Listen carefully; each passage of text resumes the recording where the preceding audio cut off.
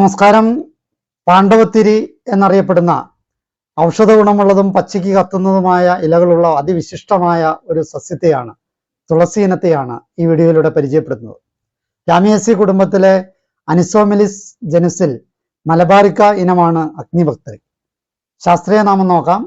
അനിസോമെലിസ് മലബാറിക്ക എന്നുള്ളതാണ് എൻ്റെ ശാസ്ത്രീയ നാമം. മലയാളത്തിൽ പാണ്ഡവത്തിരി, അഗ്നിഭക്തരി, പെരുന്തുമ്പ, കരിന്തുമ്പ, പാണ്ഡവതിരി എന്നിങ്ങനെയൊക്കെ അറിയപ്പെടുന്നുണ്ട്. ഇംഗ്ലീഷിൽ ഇതിനെ മലബാർ കാറ്റ്മിൻറ്റ് എന്നാണ് പറയുന്നത്.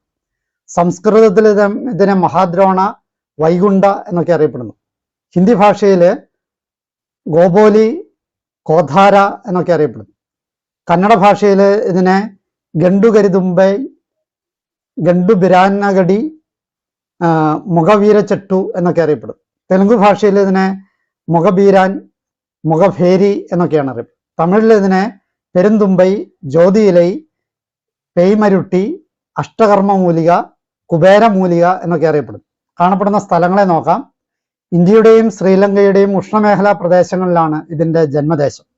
എന്നാൽ മലേഷ്യ, ബംഗ്ലാദേശ്, മ്യാൻമാർ, ബിസ്മാർക്ക് ദ്വീപസമൂഹം, മൗറീഷ്യസ്, ആൻഡമാൻ ദ്വീപുകൾ, റീയൂണിയൻ, പെനാങ് ദ്വീപ്, മലേഷ്യ എന്നിവിടങ്ങളിലും ഇത് കാണാൻ സാധിക്കുന്നതാണ്. ഇന്ത്യയിലെങ്ങും ഇത് കാണുന്നുണ്ട്. പരിസ്ഥിതി മൂല്യത്തെ നോക്കാം. സൂര്യപക്ഷികളും ആശാരി തേനീച്ചകളും പൂമ്പാറ്റകളും ഉറുമ്പുകളുമെല്ലാം ഈ സസ്യത്തെ ഉപജീവനത്തിന് വേണ്ടി ആശ്രയിക്കാറുണ്ട്. രൂപവർണ്ണത്തെ നോക്കാം. 80 സെന്റിമീറ്റർ മുതൽ 2 മീറ്റർ വരെ പൊക്കം വയ്ക്കുന്ന ചെറിയ ഒരു കുറ്റിച്ചെടിയാണ് പെരുന്തുമ്പ എന്നും അറിയപ്പെടുന്ന കരിന്തുമ്പ.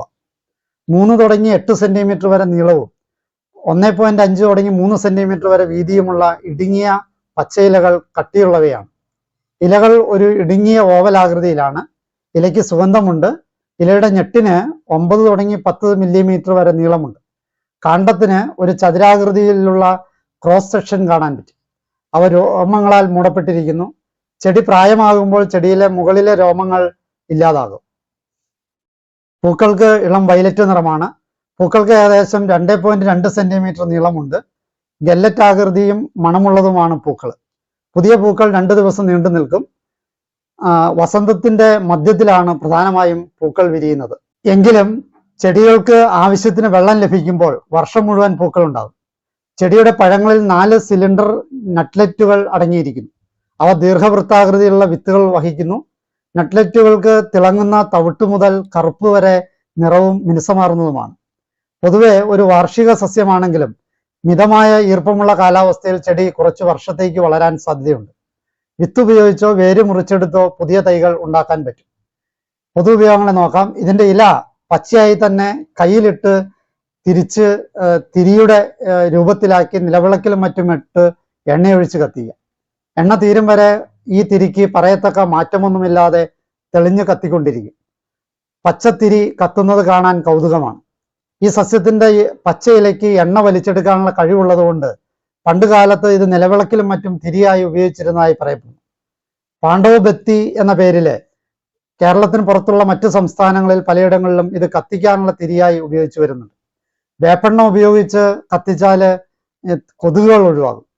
സുഗന്ധദ്രവ്യങ്ങൾ, സൗന്ദര്യവർദ്ധക വസ്തുക്കൾ എന്നിവ ഉണ്ടാക്കുവാൻ ഇതിൻ്റെ ഇലകൾ ഉപയോഗിക്കുന്നുണ്ട്. കാഴ്ചയ്ക്ക് ചെടി മൊത്തത്തിലും പൂക്കൾ പ്രത്യേകിച്ചും ഭംഗിയുള്ളവായതിനാൽ അലങ്കാര സസ്യമായും ഈ സസ്യത്തെ വളർത്താറുണ്ട്. വിശ്വാസവും ആചാരവുമായിട്ട് ബന്ധപ്പെട്ട കാര്യങ്ങളെ നോക്കാം. പഴയ കാലങ്ങളിൽ മുനിമാർ വിളക്ക് തിരിയായി അഗ്നിപത്രിയുടെ ഇലകൾ ചുരുട്ടി ഉപയോഗിച്ചിരുന്നതിനാൽ ഈ സസ്യത്തിന് ഒരു ദിവ്യ പരിവേഷമുള്ളതായിട്ട് കണക്കാക്കപ്പെടുന്നു.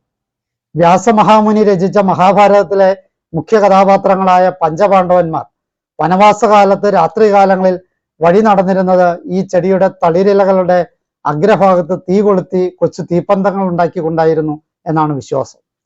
തമിഴ്നാട്ടിൽ വിശേഷ ദിവസങ്ങളിൽ എലിപ്പ എണ്ണ ഉപയോഗിച്ച് ഈ കത്തിച്ചു വെക്കുന്നത് വലിയ ഐശ്വര്യമുണ്ടാകും എന്നാണ് വിശ്വാസം.